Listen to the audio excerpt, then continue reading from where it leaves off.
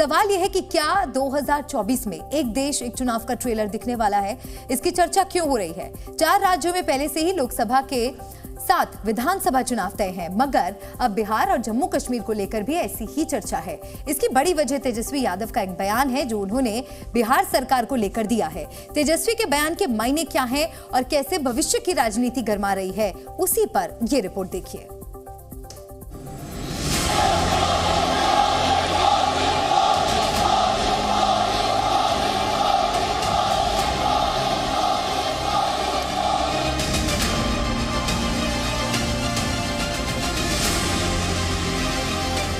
मोदी की गारंटी यानी गारंटी पूरा होने की गारंटी। और 7 में लोकसभा और बिहार का विधानसभा चुनाव कराए। जन विश्वास यात्रा पर निकले तेजस्वी यादव का दावा क्या सही साबित होगा? क्या इस बार एक देश एक चुनाव का ट्रेलर दिखने वाला है? क्या लोकसभा के साथ 6 राज्यों में विधानसभा के चुनाव भी होंगे? ये सब आपको आगे विस्तार से बताएंगे, लेकिन सबसे पहले देखिए बिहार के नेता प्रतिपक्ष तेजस्वी यादव क्या दावा कर रहे हैं। मुख्यमंत्री ऐसा जरूर चाहते हैं कि लोकसभा के साथ साथ विधानसभा का चुनाव हो जाए, क्योंकि वो जानते हैं कि भाजपा लोकसभा चुनाव के बाद उनका क्या करेगी। बिहार में लोकसभा चुनाव के साथ विधानसभा चुनाव होने की चर्चा तेजस्वी ने छेड़ी है। इसके कई संकेत भी हैं और कई मायने भी हैं।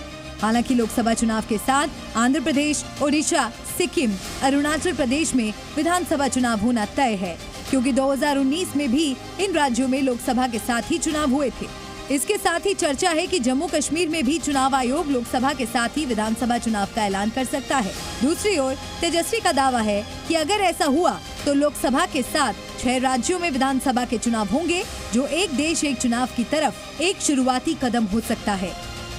बिहार में 28 जनवरी को नीतीश कुमार ने पलटी मारी और बीजेपी के साथ मिलकर सरकार बना ली। अब लोकसभा चुनाव नजदीक हैं और बिहार में नए सियासी समीकरण बनाने की उम्मीद से तेजस्वी यात्रा पर निकले हैं। मगर बड़ा सवाल है कि उन्हें हासिल क्या होगा, क्योंकि 2019 के चुनाव नतीजे देखें तो 40 सीट में से बीजेपी ने 17 सीटों पर जीत दर्ज की थी और 16 सीटों पर जेडीयू को कामयाबी मिली। एलजेपी के खाते में 6 सीटें आईं, कांग्रेस 1 सीट तक सीमित रही और आरजेडी का खाता तक नहीं खुला। तब नीतीश कुमार बीजेपी के साथ ही थे, इसीलिए उनकी पार्टी को बड़ा फायदा हुआ। इस बार भी नीतीश फिर बीजेपी के साथ आए हैं। ऐसे में तेजस्वी के एक साथ चुनाव वाले बयान से हलचल जरूर बढ़ गई है। जो जन विश्वास यात्रा निकाले हैं, वो परिवार विश्वास यात्रा निकालते तो ज्यादा बेहतर था। जो व्यक्ति आज तक परिवार से बाहर न निकला हो और आरोपों में घिरे रहे, वो क्या जन विश्वास निकालेंगे? क्योंकि बिहार में विधानसभा का कार्यकाल नवंबर 2025 तक है, यानी अभी तकरीबन 21 महीने का वक्त है। सवाल ये है कि क्या 21 महीने पहले सत्ता पक्ष के विधायक चुनाव लड़ने को तैयार होंगे? क्या नीतीश कुमार सीएम की कुर्सी छोड़ना चाहेंगे? ऐसे कोई बातें नहीं है, उनको कहने दीजिए। उनको हम नहीं कुछ कहेंगे और लोग आलोचना करे, और जानते हैं जो भी रेस का घोड़ा होता काम करने वाला होता, आलोचक भी होते हैं। हमारे नेता को आलोचना कोई फर्क नहीं पड़ता है, क्योंकि जनता के लिए जीते हैं। इससे ये उल्टा पलटी हुआ है। हम लोग विधानसभा में एक चीज़ देख रहे हैं कि काफ़ी आपस में कन्फ्यूज़न है, कंट्राडिक्शन है और आपस में सामंजस्य नहीं बैठ रहा है। विधान परिषद में भी कल हम लोग देख रहे थे कि जनता दल यू और भाजपा के लोग ही के पाठक के मामले में आपस में भिड़े हुए हैं। सरकार से और विपक्ष में वो लोग भी शामिल हो गए।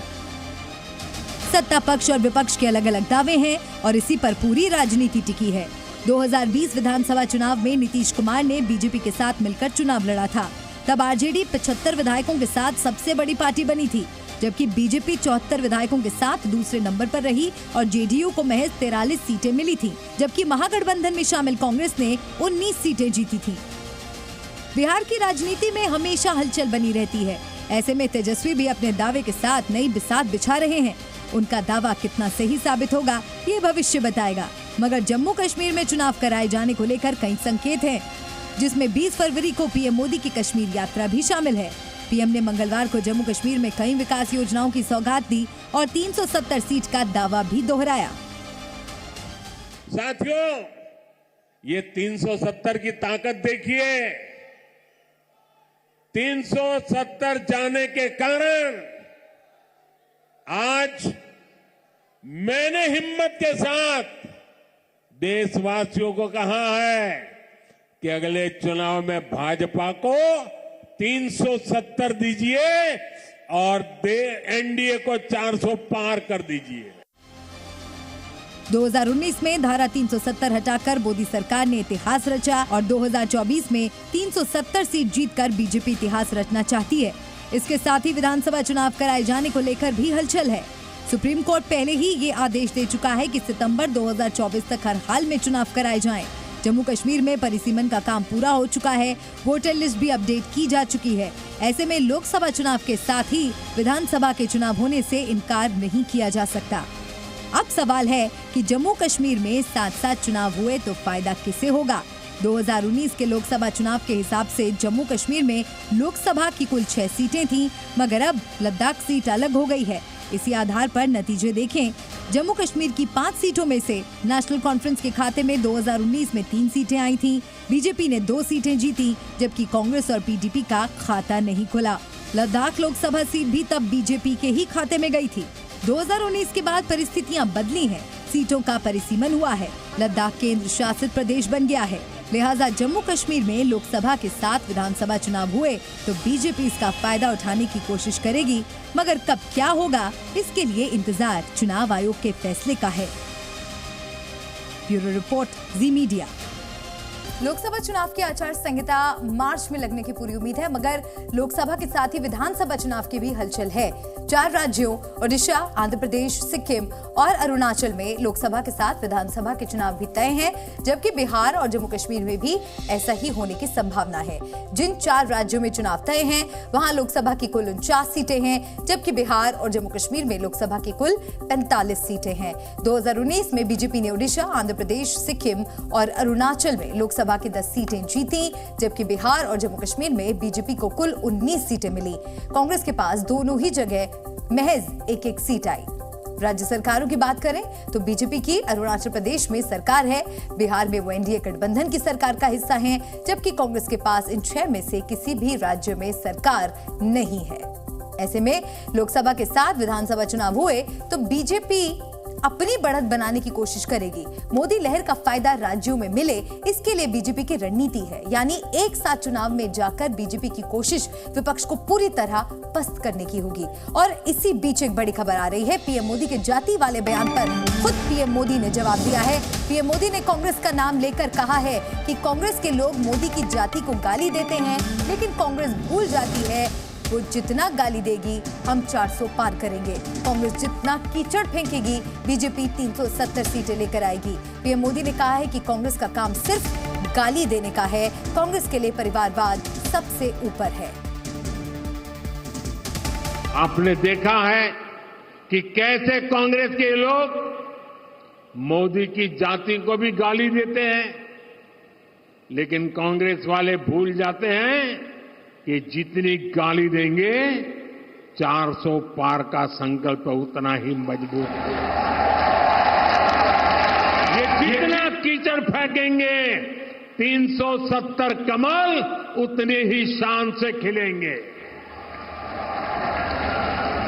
भाई और बहनों, कांग्रेस के पास आज मोदी को गाली देने के अलावा देश के भविष्य के लिए कोई एजेंडा नहीं है। बीजेपी ने एक वीडियो जारी करके संदेश खाली में फरार चल रहे शेख के बारे में जानकारी दी है। एक वीडियो जारी करके संदेश खाली में शाहजहां शेख और टीएमसी नेताओं के अत्याचार की सच्चाई बताने का दावा किया है। तो दूसरी तरफ जी न्यूज जब संदेश खाली पहुंचा तो स्थानीय महिलाओं ने शेख को इसी इलाके में देखने का दावा करके कई सवाल खड़े कर दिए। सबसे बड़ा सवाल है, अगर यौन उत्पीड़न, हिंसा, जमीन छीनने जैसे मामलों में आरोपी शाहजहां अब तक पकड़ में नहीं आया तो उसे बचा कौन रहा है?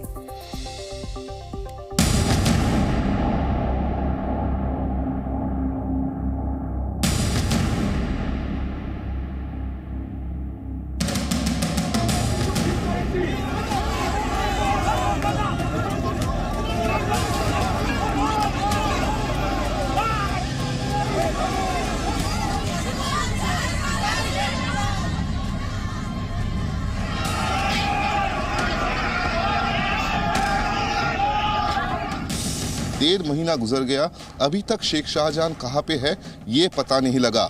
राज्य पुलिस उसको अरेस्ट नहीं कर पाया। जिसने भी अपने हाथ में कानून लिया है उनके सबके विरुद्ध व्यवस्था करी जाएगी। संदेश खाली का वो शेख कहां पर छिपा है जिसे गांव वाले आए दिन इसी इलाके में देखने का दावा कर रहे हैं, जिसकी चर्चा सिर्फ पश्चिम बंगाल में नहीं पूरे देश में हो रही है, जिसके अत्याचारों से परेशान और पीड़ितों से मिलने राज्यपाल, महिला आयोग, SC/ST आयोग, बीजेपी और लेफ्ट के नेताओं के साथ साथ पश्चिम बंगाल के DGP भी पहुंचे, लेकिन इसके बावजूद शेख शाहजहां का पश्चिम बंगाल की पुलिस पता नहीं लगा पाई। बीजेपी ने तो बाकायदा एक वीडियो जारी करके शेख शाहजहां से पीड़ित संदेश खाली इलाके की महिलाओं का दर्द भी देश के सामने रख दिया है। संदेश खाली पर बीजेपी ने 20 मिनट 41 सेकंड की डॉक्यूमेंट्री जारी की है, जिसमें पीड़ित महिलाओं ने अपने बुरे अनुभव बताए हैं कि किस तरह TMC नेता उन्हें घरों से उठाकर ले जाते थे, सुंदर लड़कियों पर सबसे ज्यादा अत्याचार होता था, लड़कियों को TMC नेता मनोरंजन का साधन समझते थे और जो महिला इनकी बात नहीं मानती थी उसके साथ हिंसा की जाती थी। पश्चिम बंगाल में एक और महिलाएं अपने आप को सुरक्षित नहीं समझ रही, दूसरी ओर मीडिया भी असुरक्षित महसूस करता है।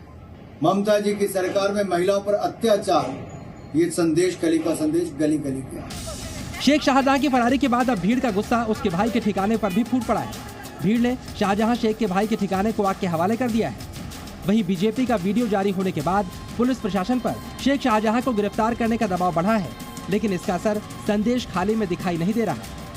जी न्यूज़ की टीम भी संदेश खाली में इसकी पड़ताल करने के लिए पहुंची। इस आलीशान मकान को देखिए। संदेश खाली जैसी छोटी सी जगह पर ये शान और शौकत किसी और की नहीं बल्कि TMC नेता शेख शाहजहां की थी। इलाके के लोगों के लिए यह इमारत ही ताकत का केंद्र, व्हाइट हाउस की तरह थी, जिसमें रहता था शेख शाहजहां। संदेश खाली में यही वो जगह है जहां पे 5 जनवरी को एनफोर्समेंट डायरेक्टोरेट का टीम CRPF को लेके शेख शाहजहां के घर में छापा मारने आए थे। उसी वक्त उन लोगों के ऊपर हमला किया गया, जानलेवा हमला किया गया, लेकिन उसके बावजूद भी 1.5 महीना गुजर गया, अभी तक शेख शाहजहां कहाँ पे है ये पता नहीं लगा। हम लोग इस वक्त शेख शाहजहां के घर में खड़े हैं। कहाँ है शेख शाहजहां, उनके परिवार का कोई लोग मिलता है कि नहीं, एक बार हम लोग चल के देख लेते हैं। संदेश खाली के इस व्हाइट हाउस में फिलहाल ताला बंद है। कुछ पुलिस वाले भी इस आलीशान मकान के पास खड़े नजर आए। देश भर में कुख्यात होने से पहले शेख शाहजहां के इस मकान में इलाके के दबंगों की मौजूदगी हमेशा रहती थी। यही इस इलाके का पावर सेंटर था, लेकिन अब यहाँ पर सन्नाटा है।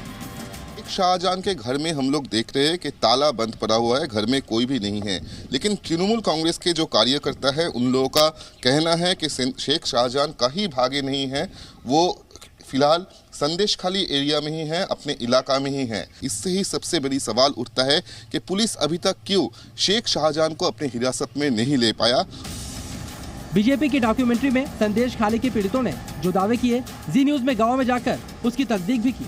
यहाँ की महिलाएं वाकई शेख शाहजहां के खौफ में दिखाई दी। सबसे ज्यादा डर इस बात का है कि शेख शाहजहां संदेश खाली में ही देखा गया। यहीं पे घूम रहे हो, उसकी जो डर है, जो ख्वाब है, उसी की वजह से यहाँ के जो महिला है वो सारे परेशान है। महिला पुरुष दोनों ही परेशान है। कहाँ किस इलाके में वो देखा गया है उनको? वो यही है, संदेश खाली की बाहर गया नहीं है, वो संदेश खाली में ही घूम रहे हैं। जो कुछ बीजेपी की डॉक्यूमेंट्री में दिखाया गया, स्थानीय महिलाओं ने जी न्यूज़ के कैमरे पर भी महिलाओं के साथ वैसे ही यौन उत्पीड़न की घटनाओं की तस्दीक की है। घंटों तक बिठा के रखते थे, जो लेडीजों को लेके जाते थे उसकी बात रात ज्यादा होते थे, उसकी बात कोई क्या होता था वो तो ज्यादा जो लोग उसके अंदर गए हैं उनको ही पता है ज्यादा। अब सवाल उठता है, पुलिस प्रशासन क्या कर रहा है और क्या वाकई शेख शाहजहां को बचाने की कोशिश की जा रही है? क्योंकि जिस तरह के मामले शेख शाहजहां पर दर्ज है उसे सलाखों के पीछे होना चाहिए। शेख शाहजहां पर यौन उत्पीड़न और हिंसा के मामले दर्ज है। इसके अलावा वो जमीन छीनने के मामले में भी आरोपी है, लेकिन 1.5 महीने से उसकी गिरफ्तारी नहीं हुई है। अब जरा पश्चिम बंगाल पुलिस की ताकत भी समझिए। पश्चिम बंगाल में 638 पुलिस स्टेशन है और राज्य में पुलिस कर्मियों की संख्या 96,104 है।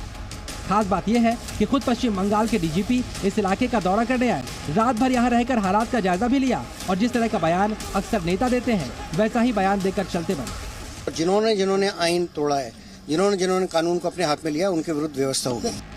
DGP साहब कुछ भी कहें, लेकिन स्थानीय लोगों का आरोप है कि पुलिस ना तो शेख शाहजहां के खिलाफ पहले उनकी शिकायतें सुनती थी और अभी भी गांव वालों को प्रशासन पर भरोसा नहीं है। पता नहीं कार्रवाई सही से होंगे भी आगे कि नहीं होंगे, हमें प्रशासन से कोई भरोसा नहीं है। शेख शाहजहां का खौफ संदेश खाली में बरकरार है, लेकिन उसकी गिरफ्तारी पर पश्चिम बंगाल बीजेपी अध्यक्ष ने संकेत दिए हैं कि 3 दिन के अंदर शेख शाहजहां पर बड़ी खबर आ सकती है। देखिए, शेख शाहजहां अरेस्ट हुआ है कि नहीं हुआ है या होगा आगे वाले समय में, तो अगले 72 घंटे में पता चल जाएगा आपको। मोस्ट वांटेड शेख शाहजहां की फरारी पश्चिम बंगाल की सरकार और पुलिस दोनों पर बड़ा सवाल खड़ा कर रही है। मार्च में प्रधानमंत्री नरेंद्र मोदी भी पश्चिम बंगाल आ रहे हैं और संदेश खाली के गुनहगारों को सलाखों के पीछे पहुंचाने में पश्चिम बंगाल की पुलिस जितनी देर करेगी, मामला उतना ही तूल पकड़ता जाएगा। विक्रम दास, जी मीडिया, संदेश खाली।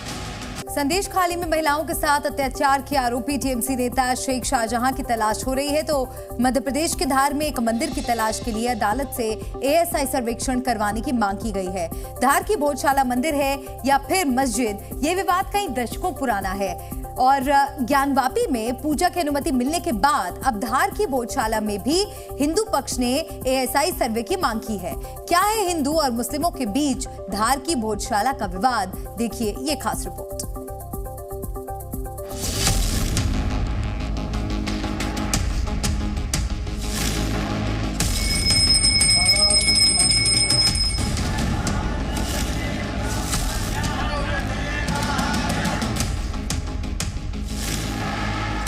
ज्ञानवापी विवाद में हिंदू पक्ष को तहखाने में पूजा की इजाजत मिल गई और अब धार की भोजशाला में भी हिंदू संगठन पूजा का अधिकार मांग रहे हैं। करीब 3 दशकों से विवादित धार की भोजशाला मंदिर है या मस्जिद, इसे लेकर Hindu front for justice trust ने हाई कोर्ट की इंदौर खंडपीठ के सामने एएसआई सर्वे की अपील की है। सबसे पहले आप समझिए हिंदू पक्ष की तरफ से अब तक भोजशाला को लेकर क्या क्या मांग अदालत में की गई।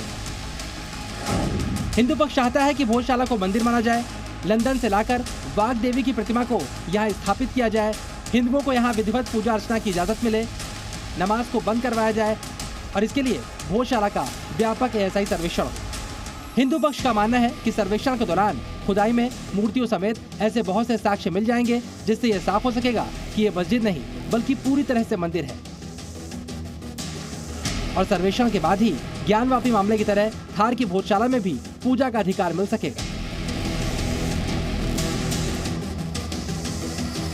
हिंदू फ्रंट फॉर जस्टिस ने एक याचिका मई 2022 से दायर की थी। उसी के परिप्रेक्ष्य में जो आगे कार्रवाई चल रही है, तो उसमें एक इंट्रोडक्टरी लेटर जो होता है वो हमने अभी माननीय न्यायालय के सामने प्रस्तुत किया है और एक एप्लीकेशन लगाई है जिसमें हमने मांग की है कि पूरे भोजशाला परिसर का वैज्ञानिक सर्वेक्षण, साइंटिफिक सर्वे किया जाए, जिससे कि मां सरस्वती मंदिर भोजशाला के सारे प्रमाण सभी के सामने आवे। मुस्लिम पक्ष ने इस पर आपत्ति जाहिर करते हुए कहा कि पहले से दर्ज याचिका के बीच इस आवेदन का कोई औचित्य नहीं। साथ ही मुस्लिम पक्ष की तरफ से उनकी पूर्व में दायर याचिका की सुनवाई करने की मांग भी की गई है। विरोध मुस्लिम पक्ष की तरफ से मेरे द्वारा ये कहकर किया गया कि जब तक आप आदेश को या तो यथावत रखने का फाइनल ऑर्डर नहीं दे देते या फिर इस ऑर्डर को आप निरस्त नहीं कर देते, अपास्त नहीं कर देते, तब तक इस तरह का अंतरिम आदेश पे कोई भी आदेश, अंतरिम अर्जी पे आदेश पारित करना उचित नहीं है, क्योंकि इस आदेश का कोई महत्व नहीं रह जाएगा। मुख्य तौर पे ये सुनवाई भी माननीय उच्च न्यायालय ने इस आदेश को अभी पारित नहीं किया है और मामला सुन करके रख लिया। चीन में शी जिनपिंग ने कुछ खतरनाक करने की तैयारी की है। चीन के पास दुनिया की सबसे बड़ी आर्मी है, इसके बावजूद वहां कुछ प्राइवेट कंपनियां अपनी सेना तैयार कर रही हैं। इसके लिए जवानों की भर्ती शुरू हो गई है। चीन की इस तैयारी का भारत से क्या कनेक्शन है और ये तैयारी आने वाले युद्ध के लिए है या फिर अगली महामारी के लिए? चीन से आई खबर पर पूरी जानकारी इस रिपोर्ट में मिलेगी।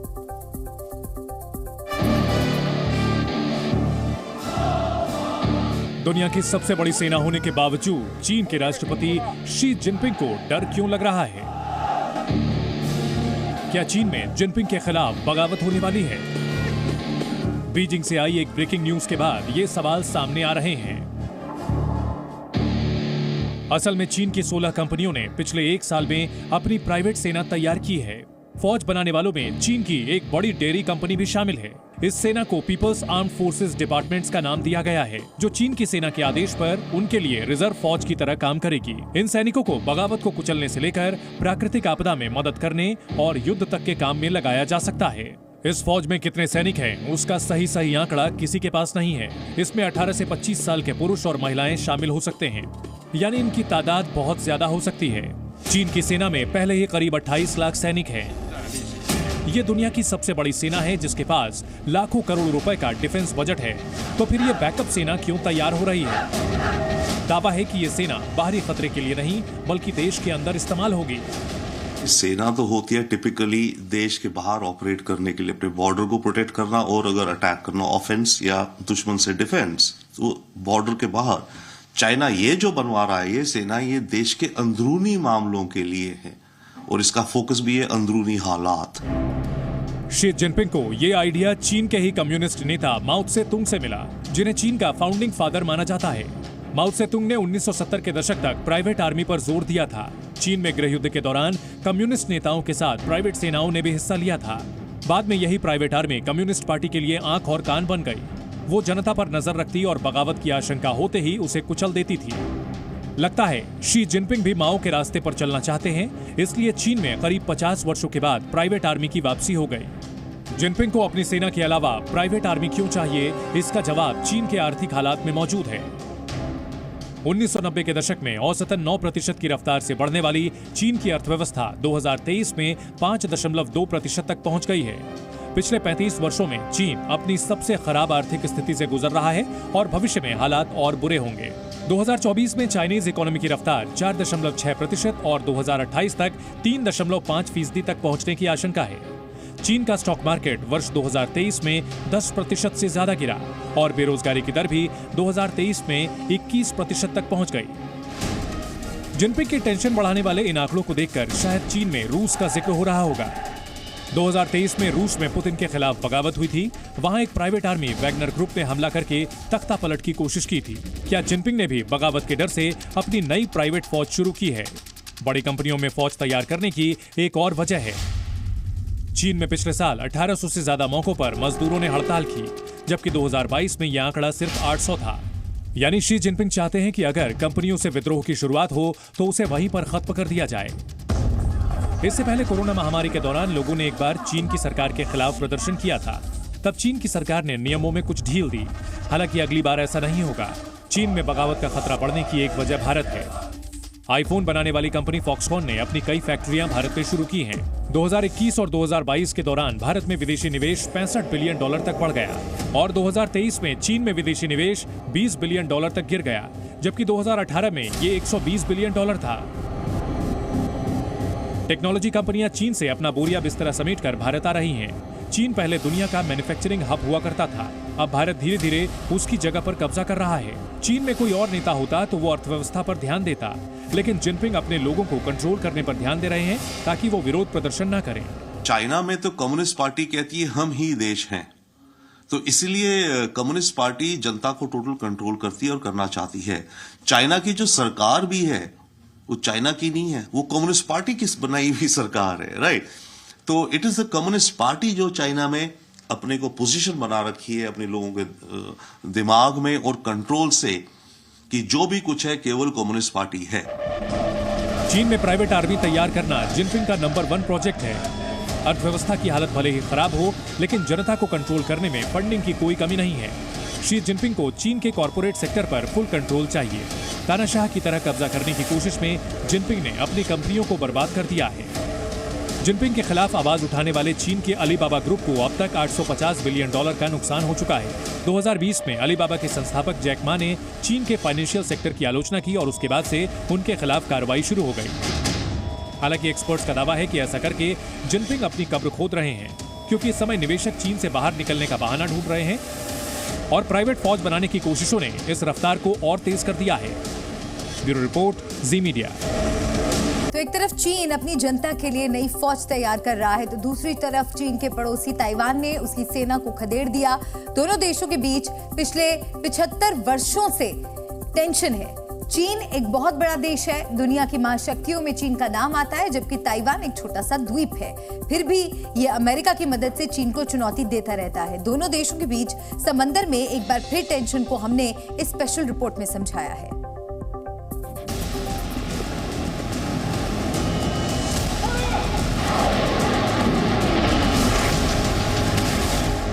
ताइवान की इस छोटी बोट ने समंदर में चीन की ताकत को चैलेंज किया। ताइवान के कोस्ट गार्ड्स ने सीमा में घुसपैठ कर रहे चीन के सुरक्षा बलों की नाव को खदेड़ दिया। इसके बाद से चीन और ताइवान के बीच एक बार फिर टेंशन बढ़ गई है। असल में चीन की सीमा के करीब ताइवान के कई छोटे द्वीप हैं, जिसे ताइवान अपनी सुरक्षा के लिए संवेदनशील मानता है। चीन की नौसेना और उसके लड़ाकू विमान अक्सर ताइवान में घुसपैठ करते हैं। हालिया घुसपैठ का प्रयास 20 फरवरी को हुआ, जिसमें चाइनीज तटरक्षक बल की नाव ताइवान के इलाके में आई, जिसके बाद ताइवान ने पहले अपनी नाव से चीन की बोट को रेडियो संदेश भेजा और 1 घंटे में ही उसे इलाका खाली करने के लिए मजबूर कर दिया। चीन की सरकार ताइवान पर दबाव क्यों बना रही है, इसकी वजह आज आई इन तस्वीरों में मौजूद है। आज चीन विरोधी अमेरिकी सांसद ताइवान पहुंचे और उन्होंने जिनपिंग के विस्तारवाद के खिलाफ ताइवान को समर्थन दिया। ताइवान की राष्ट्रपति साई इंग-वेन ने उनका स्वागत किया। अगले 3 दिनों तक अमेरिका का ये डेलीगेशन ताइवान में मौजूद रहेगा और तब तक चीन की नजर इसी तरफ बनी रहेगी। इस मीटिंग के दौरान ताइवान ने भी चीन को मिर्ची लगाने का कोई मौका नहीं छोड़ा। ताइवान की सरकार अमेरिका से मिल रही मदद के दम पर ही चीन को लगातार चैलेंज करती रहती है। साल 1979 में अमेरिका और ताइवान के बीच रक्षा समझौता हुआ था, जिसकी वजह से अमेरिका ने ताइवान को हथियार बेचना जारी रखा। जुलाई 2023 में अमेरिका ने ताइवान को हथियार की मदद देने के लिए $34 करोड़ के पैकेज की घोषणा की। 2023 में ही अमेरिकी विदेश मंत्रालय ने ताइवान को $30 करोड़ के मिलिट्री उपकरण की बिक्री को भी मंजूरी दी। जिनपिंग की सेना लगातार अमेरिका की ताकत और तेवरों को तौल रही है। ये भी संभव है कि अमेरिका के सांसदों के ताइवान पहुंचने की वजह से चीन ने घुसपैठ की हो। इस बीच ताइवान से चीन को झटका देने वाली एक और खबर आ गई है। अमेरिका के सैन्य समर्थन की वजह से ताइवान लगातार चीन के सामने डटा हुआ है। दोनों देशों के बीच अक्सर सीमा पर झड़प होती रहती है। चीनी राष्ट्रपति शी जिनपिंग ने पिछले साल अक्टूबर में ताइवान को चीन में मिलाने की घोषणा की। यहाँ तक कि अमेरिकी राष्ट्रपति जो बाइडेन से मुलाकात में भी शी जिनपिंग ताइवान को चीन का हिस्सा बनाने का ऐलान कर चुके हैं। इसके बाद से ही चीन अक्सर ताइवान को डराने के लिए अपने फाइटर जेट उसकी सीमा में उड़ाता रहता है। पिछले 1 साल में 900 से ज्यादा बार चीन के लड़ाकू विमान ताइवान के एयर स्पेस में दाखिल हुए हैं। इस वक्त ताइवान में चीन के खिलाफ बड़ी तैयारी चल रही है। अमेरिका के सांसद ताइवान की राजधानी ताइपे में हैं। बातचीत में लगातार चीन की सेना और उनकी घुसपैठ का जिक्र हो रहा है और ये देख कर बीजिंग के सीने पर सांप लौट रहा है। कुल मिलाकर ऐसा लग रहा है कि अमेरिका आसानी से ताइवान को चीन के कब्जे में नहीं जाने देगा। हालांकि ये मामला किसी भी वक्त चीन और अमेरिका के बीच संघर्ष शुरू होने की वजह बन सकता है। ब्यूरो रिपोर्ट, जी मीडिया। और अगली बुरी खबर, चीन पाकिस्तान दोनों का तनाव बढ़ाएगी। भारत ने अपने सबसे घातक हथियार को समंदर में तैनात करने की तैयारी की है। भारतीय नौसेना को 200 ब्रह्मोस मिसाइल सिस्टम मिलेंगे। नौसेना के जंगी जहाजों पर इन मिसाइलों की तैनाती होगी। 800 किलोमीटर से ज्यादा दूर तक हमले की क्षमता के साथ ये सबसे लंबी रेंज की ब्रह्मोस मिसाइल है। ब्रह्मोस की शुरुआती रेंज 290 किलोमीटर से करीब 3 गुना ज्यादा दूर तक नई मिसाइल अटैक करेगी। आसान भाषा में मिसाइल की घातक शक्ति को समझिए। मुंबई से पाकिस्तान के कराची शहर की दूरी करीब 900 किलोमीटर है और ब्रह्मोस की मदद से कोई युद्धपोत मुंबई के तट से ही कराची तक हमला कर पाएगा।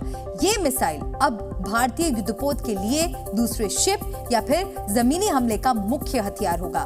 कुल मिलाकर 19,000 करोड़ रुपए की मिसाइल डील हुई है। ब्रह्मोस, एरोस्पेस और रक्षा मंत्रालय के बीच ये सौदा हुआ है। चीन की टेंशन आजकल और बढ़ रही है क्योंकि भारत ने फिलीपींस को 3,107 करोड़ रुपए में ब्रह्मोस मिसाइलें दी हैं। चीन और फिलीपींस के बीच दुश्मनी है और मार्च महीने में ही फिलीपींस को ब्रह्मोस मिसाइल मिल जाएगी। 2025 तक 41,000 करोड़ रुपए की ब्रह्मोस मिसाइलों को एक्सपोर्ट का लक्ष्य रखा गया है। तो भारत और रूस के सहयोग से बनी ब्रह्मोस साझेदारी में बनाया गया सबसे कामयाब हथियार बन गया है। ब्रह्मोस ने भारत को रक्षा उत्पादों का पहला बड़ा निर्यात भी दिलाया है। फिलीपींस के साथ ब्रह्मोस मिसाइल के सौदे के बाद कई दूसरे लैटिन अमेरिकी, अफ्रीकी और पूर्व एशियाई देशों ने भी ब्रह्मोस में दिलचस्पी दिखाई है। जी न्यूज़।